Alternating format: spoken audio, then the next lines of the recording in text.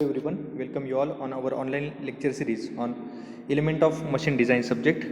And in this lecture we are going to discuss the design procedure of two arm lever, or which is also called as bell crank lever.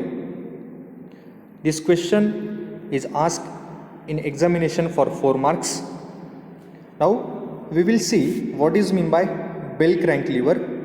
The bell crank lever is a two arm lever which are right angle to each other. This is a diagram of bell crank lever. Here we have its element, this section, and this section is called as lever of bell crank, which are in right angle to each other, and at its one end we apply effort and its another end we apply load, that is W. This section is called as boss of lever, which is having two diameters, that is internal diameter and external diameter.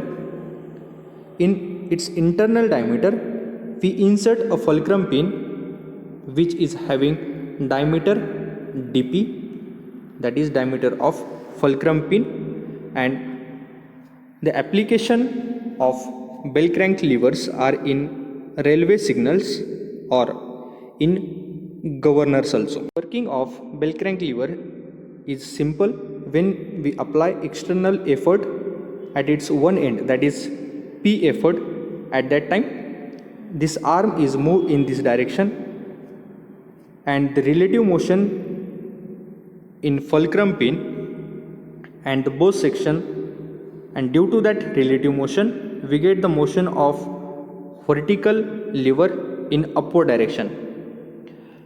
The same working you can check by using your finger also. This is vertical lever of bell crank section and this is a horizontal lever. When we apply the force, that is effort, in this direction, the thumb get automatically applying the force, that weight get lifted by the bell crank lever. Now we will move towards actual design procedure of bell crank lever. The first point is determination of effort and load as per problem. In every problem we have different load and effort. Now the main point is that you have to draw its diagram in examination, and you have to mark P as effort and W as load. Consider this is a bell crank lever and this is a boss of lever, and this section is considered as lever section. Okay, now the length from, now I am representing length by another color.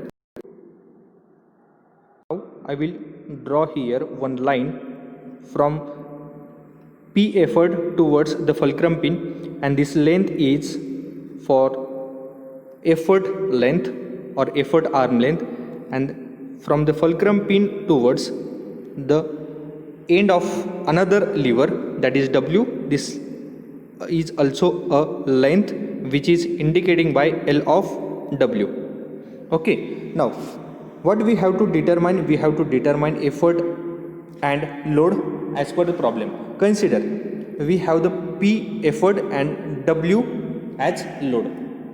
After calculating the movement about the fulcrum, this is a fulcrum. When we take the movement about the fulcrum, what we have? We have W in downward direction, and when we take movement about this point, it rotate in this direction. Okay, this is clockwise direction, that is plus. I will write here moment W force and length is L of W.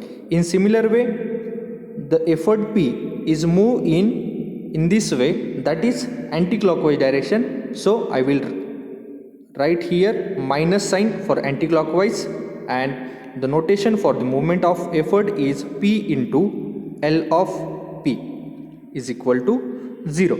Okay, then I will be able to write this equation as W into L of W is equal to P into L of P. and this is our first step for determine effort and load. This is the first equation. Then we have to find RF, that is a resultant reaction about the fulcrum pin. Every time we have to calculate the moment and resultant of moment about the fulcrum pin, and the resultant about the fulcrum pin is equal to under root of W square plus P square, that is load and effort square. This is our second step. Now we have the third step, that is design of pin or fulcrum pin, in which we have to consider two parameters. First one is bearing pressure, that is PB, and second one is direct shear stresses. Okay, why it is so? Because when the P effort applied at that time, in between the fulcrum pin, it is subjected to some rotational force or the oscillating force, and due to a relative motion of lever to the pin or the fulcrum pin, it is subjected to bearing pressure also and direct shear stress also. Now we will solve it by considering two steps. First one is the fulcrum pin is designed by considering under bearing pressure, and second one is under direct shear condition. Here first point is it is by considering the bearing pressure, and formula for the bearing pressure is PB is equal to RF, that is a reaction force at the point of fulcrum pin, divided by LP, that is length of effort lever, into dP. Assume LP divided by dP is equal to 1.25,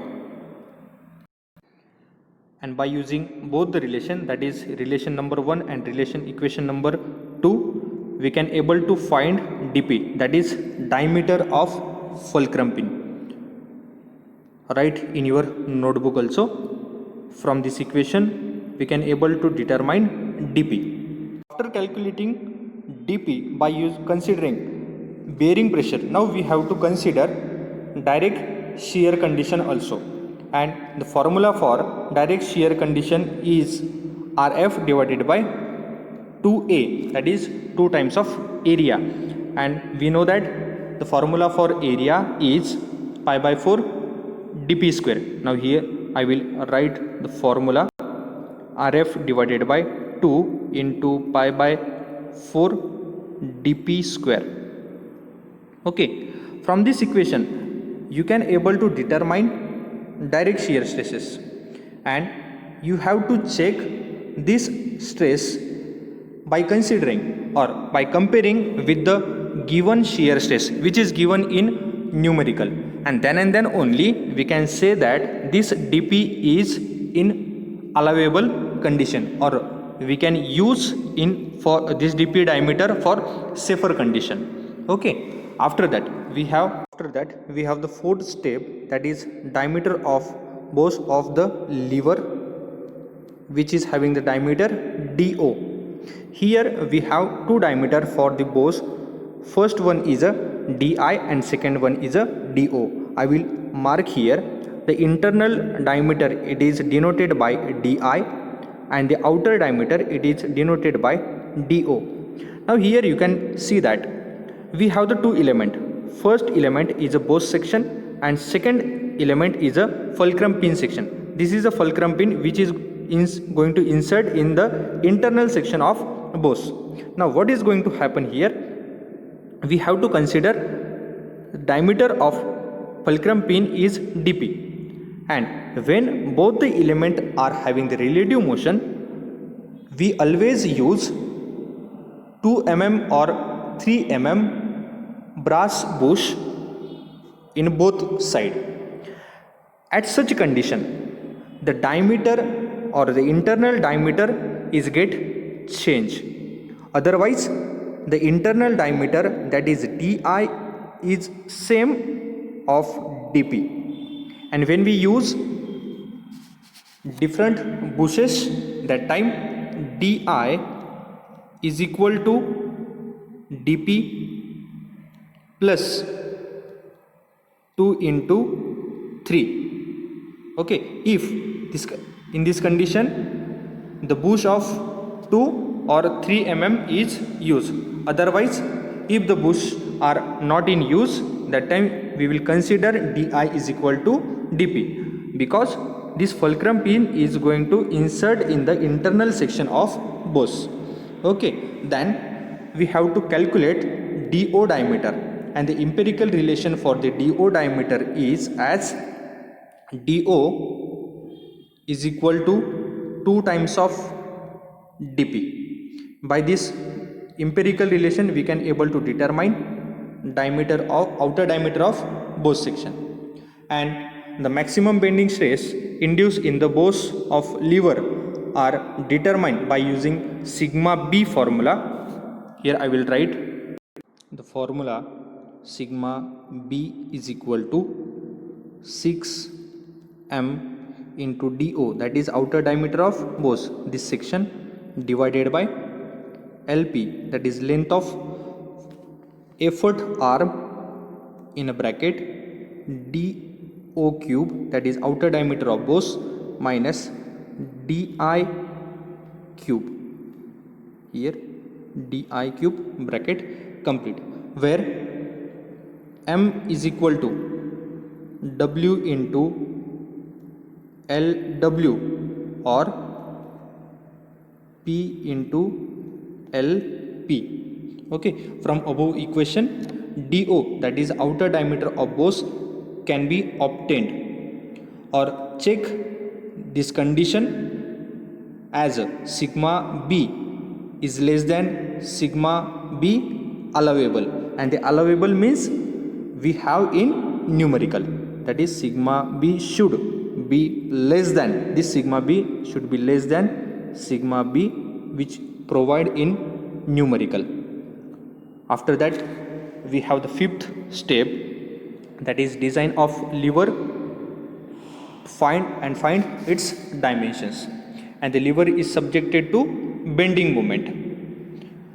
We have the formula for that: m is equal to p into le, that is effective length, le minus do, outer diameter of hose, in divided by 2, or we can use the formula as m is equal to w into l of w minus do divided by 2. Here we have the formula for m, but we know that formula for bending stresses is always m upon z, where z is the section modulus of cross section of lever. Up to here we have the equation of m, that is when we consider p, that time we have to use length le, and when we consider w, that time we have to use the length lw, and the remaining quantities are same. We can use one formula for determining value of m.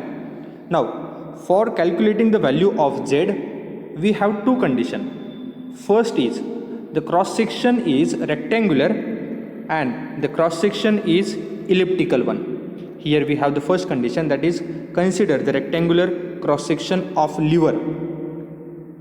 Which one? The vertical and horizontal.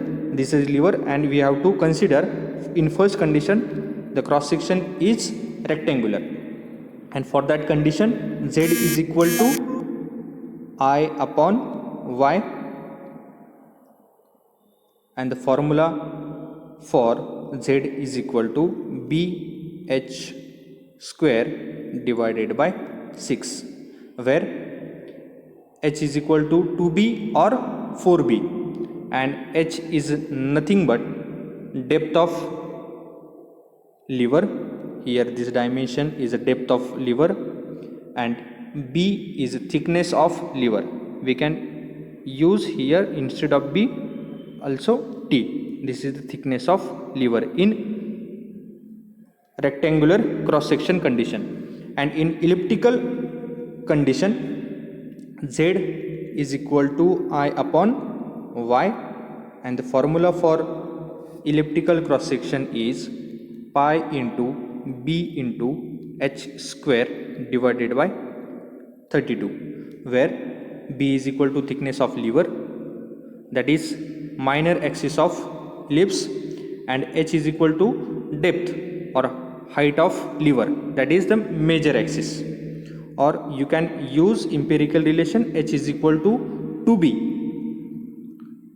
up to 2.5 times of b. This is the design procedure for determining the bell crank levers different parts.